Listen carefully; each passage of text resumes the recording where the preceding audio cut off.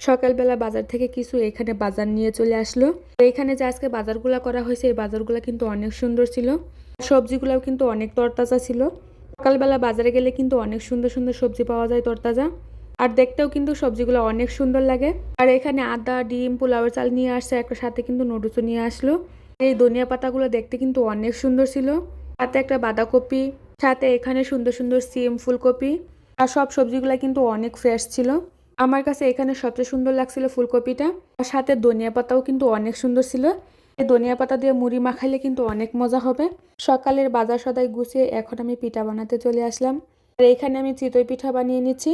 আজকে চিতই পিঠাগুলো কিন্তু অনেক সুন্দর হয়েছে। এরকম সুন্দর হলে চিতই পিঠা খেতে কিন্তু অনেক মজাই লাগে। প্রথম যখন পিঠা বানাতাম তখন কিন্তু একদমই হইতো না। আগে কিন্তু আমি অনেক জিনিস নষ্ট করছি। যাই হোক, মাশাআল্লাহ এখন কিন্তু অনেক সুন্দর করে পিঠা হয়। আর যে কোনো জিনিসে কিন্তু এখন প্রথমবারে সাকসেস হয়ে যায়। আর খেতেও কিন্তু যে কোনো জিনিস অনেক ভালোও লাগে।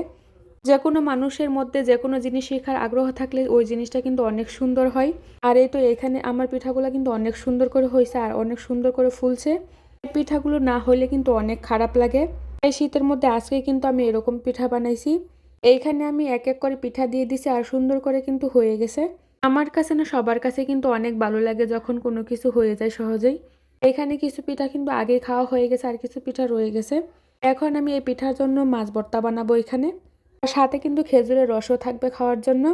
সাথে শুধু একটা ধনিয়া পাতা দিয়ে মরিচ ভর্তা করছি। আর এইদিকে কিন্তু দুপুরের জন্য মিষ্টি লাউটা বসিয়ে দিছি। এই মিষ্টি লাউটা কিন্তু অনেক মজার ছিল। এখানে কিন্তু মিষ্টি লাউয়ের মধ্যে আমি কোনো হলুদ ব্যবহার করি নাই, কিন্তু মিষ্টি লাউয়ের কালারটা দেখতে অনেক সুন্দর ছিল।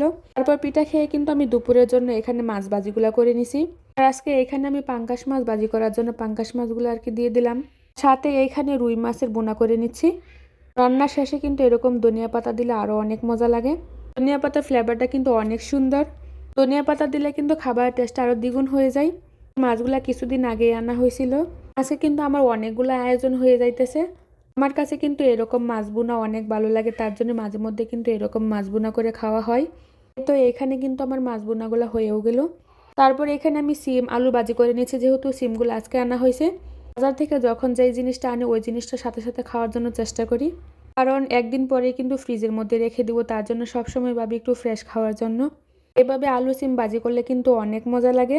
এই সিম আলু ভাজিটা সাদের আব্বুর অনেক পছন্দ, তার জন্য আর কি মূলত করা হইতেছে। যাই হোক, এই সিম ভাজিগুলো কিন্তু আমার হয়ে গেছে, কারণ নিজটা কিন্তু অনেক লেগে যাচ্ছে। সিম ভাজিগুলা কিন্তু যে কোনো রুটির সাথে খাইতে অনেক ভালো লাগে। গরম ভাতের সাথে তো খাওয়া যায়।